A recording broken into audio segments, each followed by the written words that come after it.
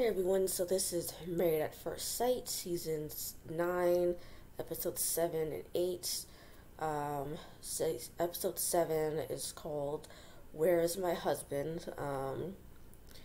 And it starts off with Keith getting word that his grandmother was hospitalized, as her cancer had gotten worse, um, and um,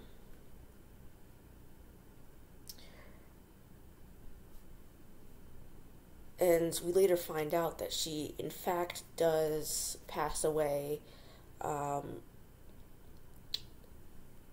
sometime one evening, um, and his father had called him to talk about it. But before that, um, we see them, um, along with the other couples, excuse me, invite friends and family over to spend some time with them and all that. And so Keith's friends, at this, little get together, start helping themselves um, to things in their fridge. And Iris is upset about it. And it's brought up later too, after this whole thing, and I'm kind of split between this issue because initially, in the moment of, seeing the scenes where Iris and Keith have their friends and family over, I was of the mind that, well, what if they didn't know that Iris herself didn't like the fact that his friends just rummaged through their fridge and took whatever they wanted. What if they didn't know? If they didn't know, I don't quite understand why she's upset. We as far as I know, we don't know if she explained this to them beforehand, before the whole helping themselves to whatever they wanted in the fridge. Um, so since we didn't see it, I'm inclined to believe that they didn't know. Um, which, I mean, how are you supposed to know? I mean, and on the other hand, I got where she was coming from with her saying, well, it's just a courtesy thing, um, to not just take whatever you want. Um, so, I mean, because you don't know how she is, you don't know how she feels about that. So, why are you just helping yourself to everything that you want in the fridge when, you know, I mean, as far as I know, she doesn't have any dietary restrictions, but I mean, if someone has a dietary restriction where they can't eat gluten because it literally just messes up with their body, messes up their body, and they therefore can't, um, have anything with gluten in it, and then you just took the one thing, like one of the things that has no gluten in it, or whatever, or whatever the case may be, with a dietary restriction. I mean, so why exactly are you taking something of someone else's, like, without asking them first? So I got where she was coming from initially too. So, but um, I mean, so I'm kind of two minds. I mean, so it's like, if they didn't know, how are you supposed to know that, you know, you, someone in the marriage doesn't necessarily like you just taking their stuff? Because, I mean, how are they supposed to know that you don't like that? I mean, because they've always, like Keith said, they've always just took whatever they wanted out of the refrigerator when they were over at his house. So they just assumed that it was going to be the same way even after they were married. But then again, why are you just going to assume that? That doesn't make any sense. Like, you're just going to assume that she's okay with it too. Like, that doesn't make any sense of why. I mean, you could have at least asked. Um,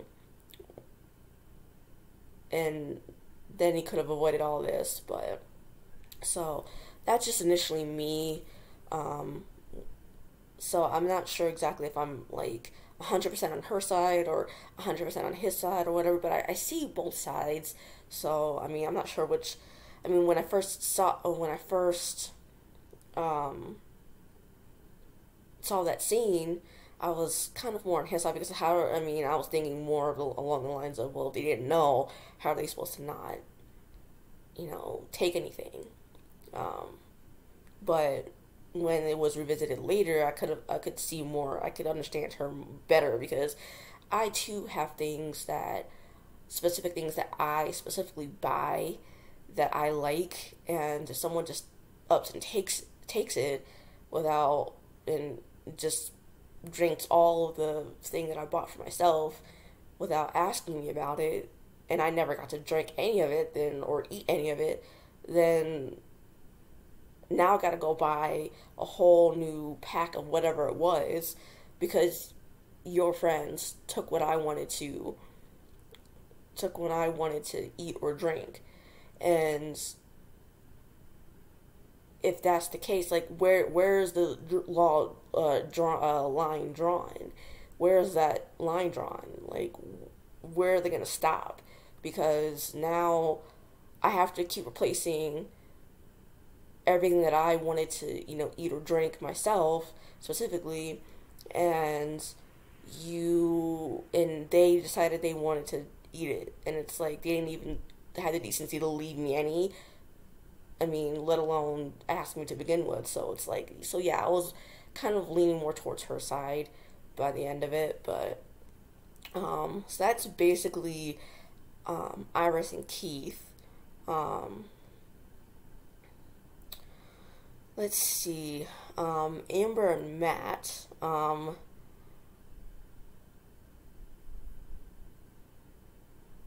Well, before I get off of Iris and Keith, early on in the episode, we saw the husbands and wives meet each other separately, and Iris shares that empty box of condoms thing, um, and then going into Amber and Matt, um, they separately share the bathroom incident. So, I mean, it's just cute. They just keep rehashing the same stuff that they've, already kind of, in my mind, put to rest. So, um, anyway, um, Matt and Amber then go to her family's house, for Sunday dinner. And on the way there, this is where he explains, that he wants to wait at least another 7 to 8 years to have kids. And Amber really isn't that happy about that because, I mean, from the way she says it, she seems like she wants to have kids sooner rather than later. I mean, I don't want to. Maybe she wants to have kids in like next year or so, rather than wait another basically another decade to have kids. Um, and Matt explains that what scares him about being bonded with the mother of his child, no matter what, or or what scares him is that it is being bonded with the mother of his child, no matter what. Um, and the way he made it sound, this is seems like what he meant to say was that if something, heaven forbid, happens in the marriage where it ends badly and they end up getting divorced, he feels like because their marriage ended badly, then him and the mother of his child will have a toxic relationship, and therefore it'll affect their child.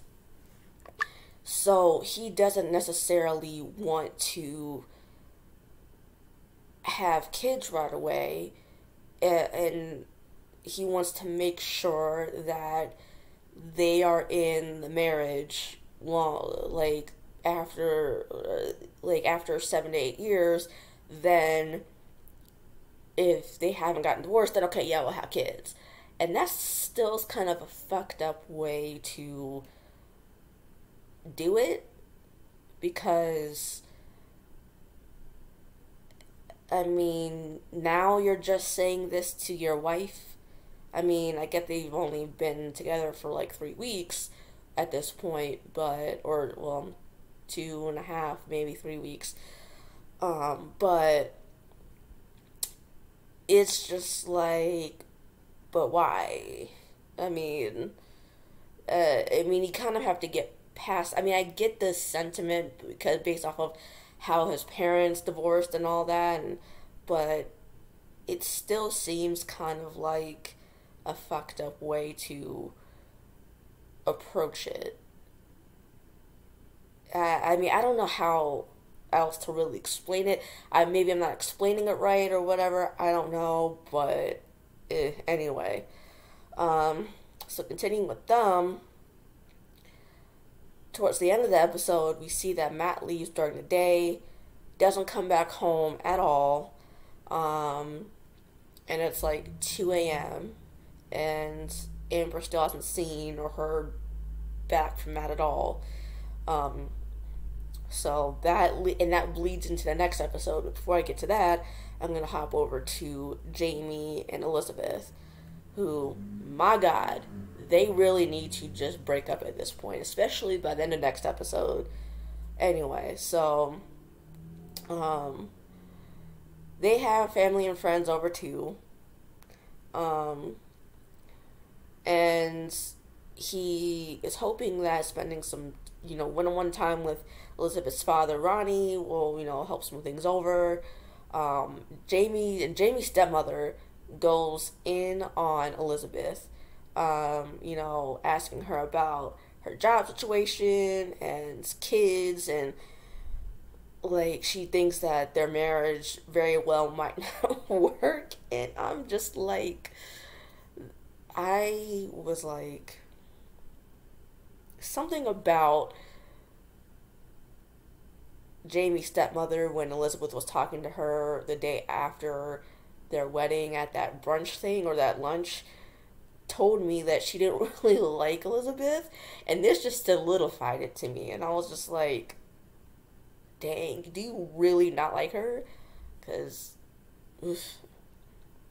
anyway, so later on in the episode, once they're alone, Elizabeth keeps asking about Jamie's parents and their divorce, and he gets upset about it. And he tells her, that he's upset about it. And she apologized, or what I thought she said was she apologized for bringing it up, and then so which I think she was a good on her part because she didn't realize that he was going to be upset about it. She didn't realize it, so I mean she promptly apologized and she didn't keep bringing it up. And then 2 seconds later, he starts attacking her by um by saying, he keeps attacking her by specifically saying this one thing that, well, because did your dad give you your job? Because your dad gave you the job, because your dad gave you the job, because your dad gave you the job. And I mean, and that was solely because she brought up the fact that, how, like, the question of how do you feel about your parents' divorce? And how do you think that how do you think that affects your view on marriage? And by this point, she apologized for it. But here he is attacking her by saying that, her father got her job, which I mean is true. But I mean,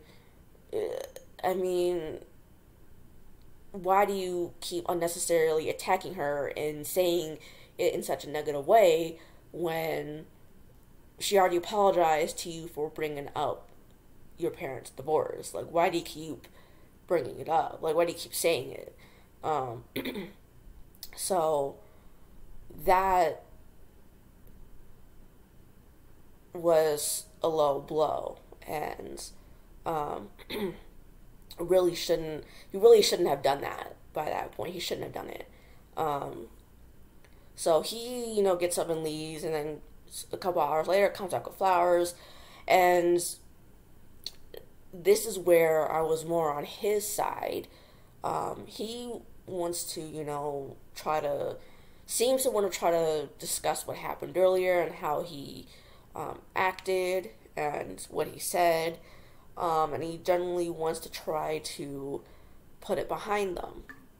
But then, Elizabeth starts berating him by saying he just has to turn every good afternoon into a therapy session, which may or may not be true. I don't know, because this is the first time, at least from my perspective, that he is trying to talk to her about what he said, how he acted, and all that stuff, and how he wants to try to express where he was coming from at that moment, or in that moment.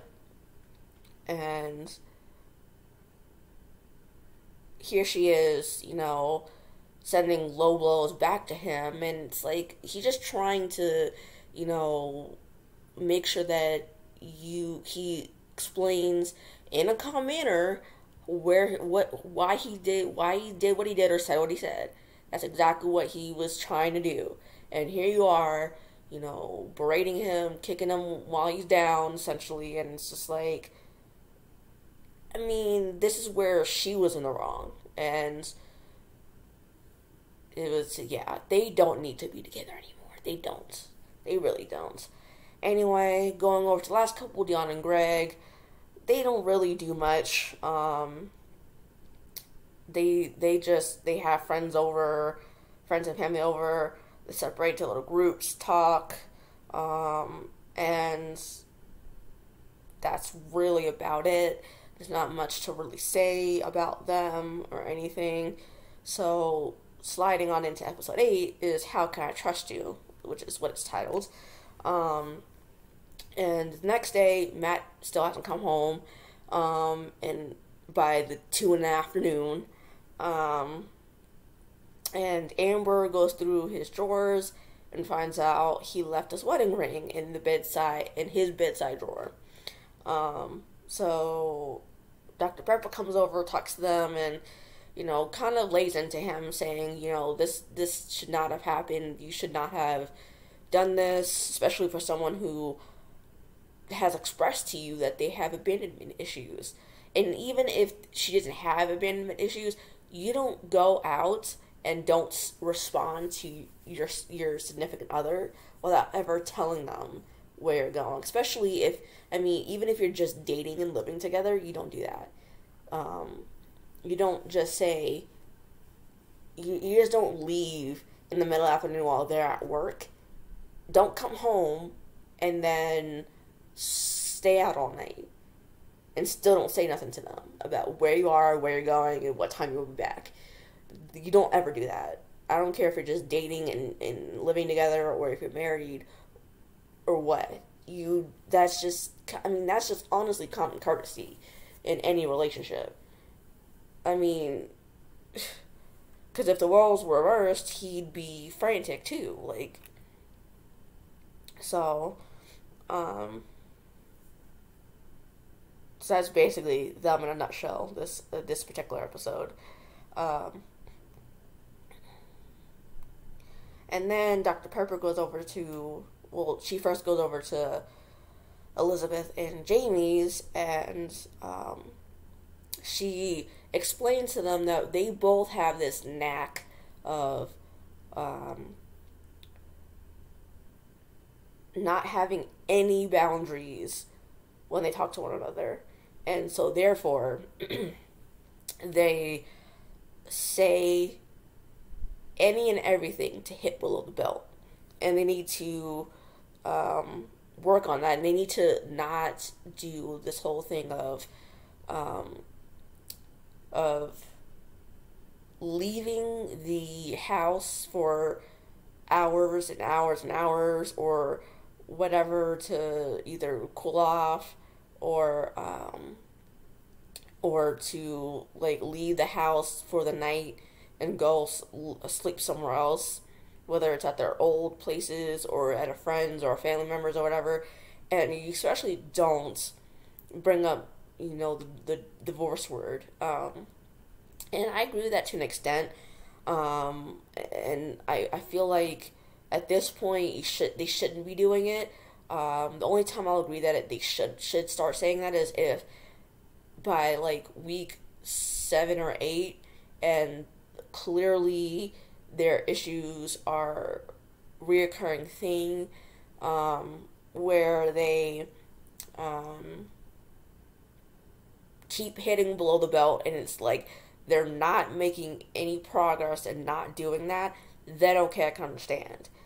But, otherwise, I agree with her about that. And Elizabeth still, I mean, essentially does it anyway, even after Dr. Pepper says to not do that.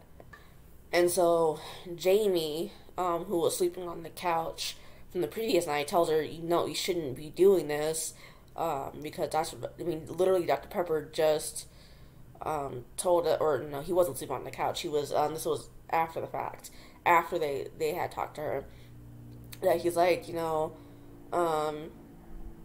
still shouldn't do that, because literally Dr. Pepper just told us not to do this like 3 hours ago, and he's right.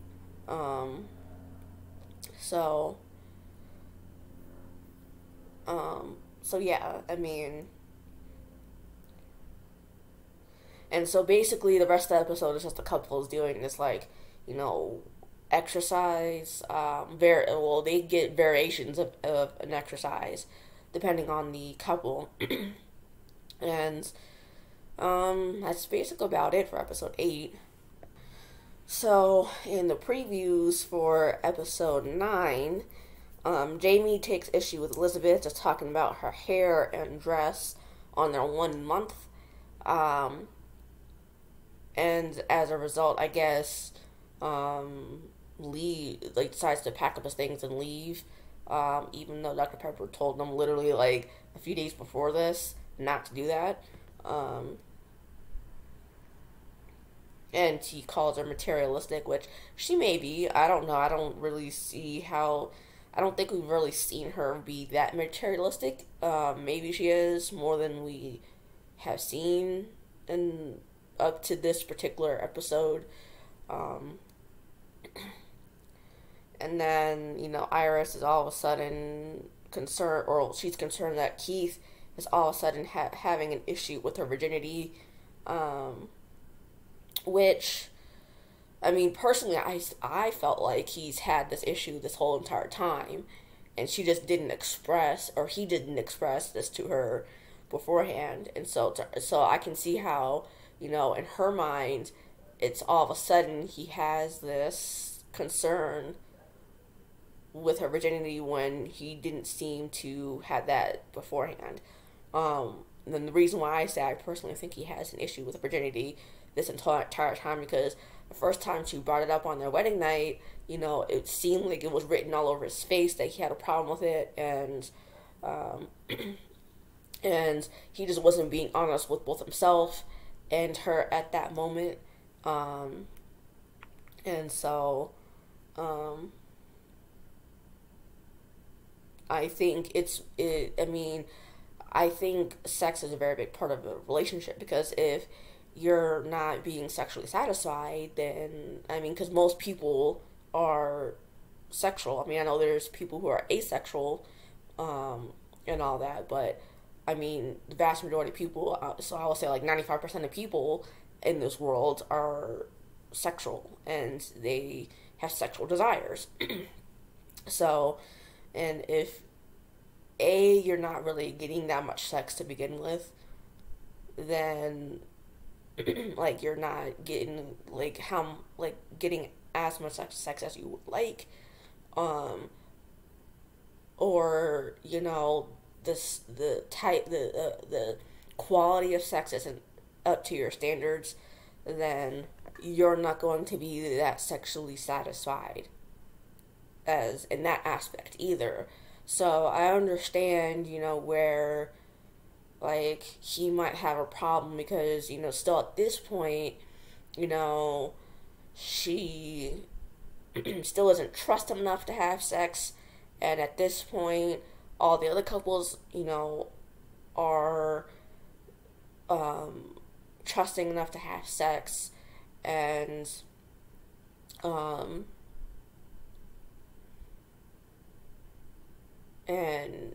like she's still not there yet. But on the other hand, I get where she's coming from because it's like this is a big deal to lose your virginity to someone that I mean, still in her mind is a stranger. But I